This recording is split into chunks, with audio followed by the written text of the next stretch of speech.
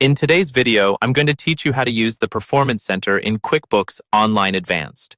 By the end, you'll know exactly where to find it, how to read what you're seeing, and how to build custom charts that actually matter to your business. Let's start by getting into the Performance Center. From your QuickBooks Online Advanced dashboard, look over to the left-hand menu and choose Reports. Once you're on the Reports page, you'll see an option called Performance Center. Go ahead and click that. This area is designed as a visual dashboard, so you can quickly see how your business is doing without digging through a ton of separate reports. When the Performance Center opens, you'll see several pre-built charts already waiting for you. Common ones include gross profit, net profit, and cash flow. These charts give you a high-level snapshot of your financial health, and they update automatically as you enter transactions in QuickBooks. Take a second to scan through them and notice how each chart is focused on a single metric, which keeps things clear and easy to understand. You can interact with these charts to get more detail. If you hover your mouse over a line or a bar, a little pop-up will appear showing the exact values for that point in time. This is useful when you want to know the specific dollar amount behind a spike or a dip.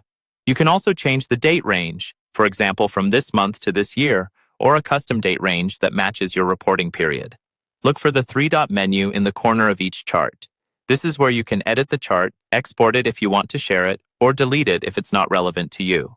Now let's walk through creating a custom chart from scratch, which is where the Performance Center really becomes powerful. On the dashboard, look for the option that says, Add New Chart, and click it. You'll first be asked to choose a metric. This is what you want the chart to track, such as revenue, accounts receivable, or cost of goods sold. Pick the metric that matters to the insight you're trying to get, then click Continue.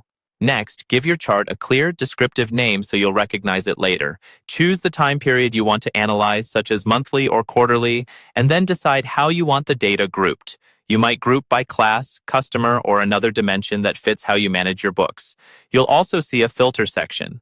This is where you can narrow down the data to exactly what you care about.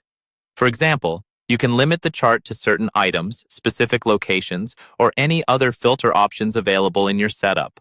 Filtering helps you avoid clutter and keeps each chart focused on a very specific question.